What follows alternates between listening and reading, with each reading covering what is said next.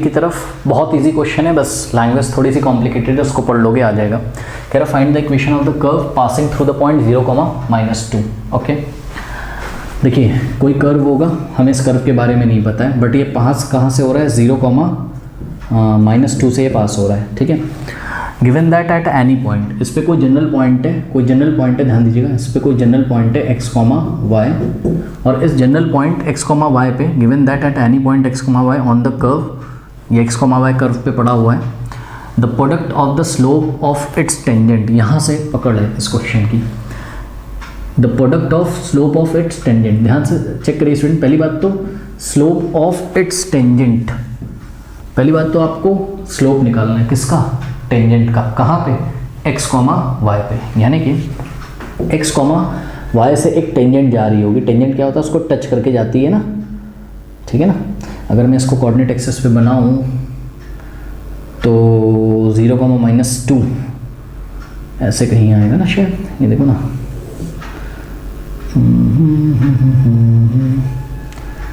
0, -2, चलो पूरा ही बना देता हूँ। अब जब बोल दिया कि कोऑर्डिनेट एक्सिस पे बना दूँ फील कराने के लिए, तो भाई कोऑर्डिनेट एक्सिस पे देख लो, ठीक है। देखो ये 0 है और 0, -2 यहाँ आएगा कहीं, 0, -2, ओके, और कर्व यहाँ से ऐसे करके जा रहा है, तो इस पे कोई जनरल पॉइंट क्या है, x, y है, तो x, y का जो x, y से होके जाने वाला जो टेंजेंट है, उसका जो स्लोप है, और स्लोप ऑफ द टेंजेंट, ये कल मैंने आपको बताया था एग्जाम्पल में, slope of the tangent at any point x, y is what, dy by dx। dy by dx ही क्या होता है, slope of the tangent at any point x, y। ये कोई जनरल पॉइंट है कर्व पे x, y, और ये रही आपकी टेंजेंट, और इस टेंजेंट का हमको इस पॉइंट पे स्लोप पता है कितना है, dy by dx, लेकिन आपको क्या करना है, स्लोप ऑफ इट्स टेंजेंट, यानी कि टेंजेंट का जो स्लोप है, यानी कि जो dy by dx है, स्लोप ऑफ इट्स टेंजेंट का मतलब क्या है भैया, स्लोप ऑफ इट्स टेंजेंट का मतलब है dy by dx, ठीक है। तो इस dy by dx का आपको प्रोडक्ट लेना है,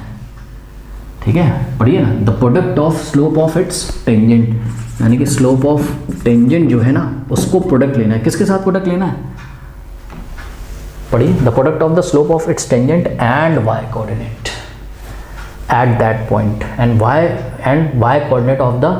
पॉइंट, यानी कि जो पॉइंट है, जिस पॉइंट से टेंजेंट जा रही है ना, उस पॉइंट का जो y कोऑर्डिनेट है और जो स्लोप ऑफ द टेंजेंट, उनका प्रोडक्ट लेना है। फिर से मैं बोल रहा हूँ, जिस पॉइंट से ये टेंजेंट जा रहा है, उस टेंजेंट का जो स्लोप है,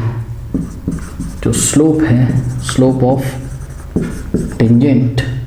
है, उसका प्रोडक्ट लेना है, किसके साथ, y कोऑर्डिनेट के साथ, पॉइंट के y कोऑर्डिनेट के साथ। और पॉइंट का y कोऑर्डिनेट कितना दिया है, पॉइंट का y कोऑर्डिनेट तो y ही दिया है, यानी कि dy by dx into y is equals to, अब यहाँ से पढ़िए, is equals to the x coordinate, is equals to the x coordinate of the point, point का जो x कोऑर्डिनेट है उसके इक्वल है कौन, स्लोप का, सॉरी टेंजेंट के स्लोप का प्रोडक्ट किसके साथ, y कोऑर्डिनेट के साथ, टेंजेंट के स्लोप का प्रोडक्ट y कोऑर्डिनेट के साथ किसके इक्वल है, x कोऑर्डिनेट के इक्वल है। तो ये आपकी एक डिफरेंशियल इक्वेशन बन गई, इसको आप थोड़ा सुधार के लिख लो, y को पीछे मल्टीप्लाई करो, चाहे आगे बात से में थोड़ा फील आएगा, आगे मल्टीप्लाई करोगे तो y into dy by dx is equals to x, बस अब कुछ नहीं करना है, वेरिएबल सेपरेबल मेथड लगा दीजिए, इससे ईजी तो कोई क्वेश्चन ही नहीं था, बस लैंग्वेज इतना कॉम्प्लिकेटेड था इसका।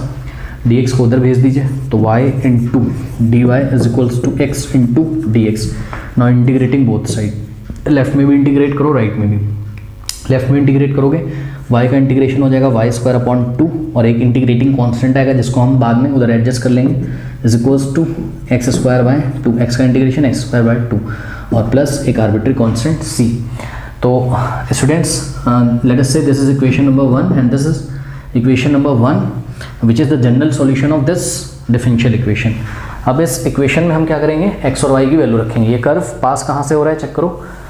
0, -2 से भी पास हो रहा है, देखो यहाँ से, तो x की वैल्यू 0 और y की वैल्यू -2 रखिए, तो c की वैल्यू आपको मिल जाएगी। x की वैल्यू 0 रखो, 0 का स्क्वायर 0, 0.2 0, तो यहाँ तो हो जाएगा 0 आपके पास, इज इक्वल्स टू x की वैल्यू कितनी पुट करनी, ओहो सॉरी उल्टा कर दिया मैंने,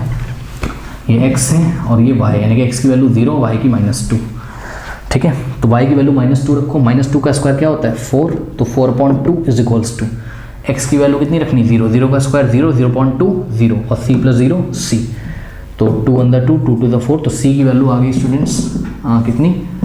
2 आ गई। ओके, तो c की वैल्यू 2 आ गई, उठा के 1 में रख दीजिए, तो आपके पास आ जाएगा y² is equals to x² plus c की वैल्यू कितनी है 2 है। Okay, now multiplying by 2 both side 2 से मल्टीप्लाई कर दो। ठीक है, ध्यान से चेक करो, उसको ब्रैकेट में चिपकाओ, 2 से राइट में मल्टीप्लाई करो और 2 से लेफ्ट में, ये 2 से 2 कैंसिल हो जाएगा, तो y² इज इक्वल्स टू, अब ध्यान दो ये 2 जब अंदर जाएगा ना तो x² के, जब यार 2 को यहाँ लेके आओगे तो ये 2 से 2 कट जाएगा, यहाँ बचेगा x² और प्लस 2 2 ज़ा 4। अब ये x² को लेफ्ट में लेके आओ और चाहे ना आओ ऐसे ही छोड़ दो, NCERT में ऐसा आंसर दे दो, मैं इसको लेफ्ट में लेके आ रहा हूँ, लेफ्ट में आएगा तो नेगेटिव हो जाएगा,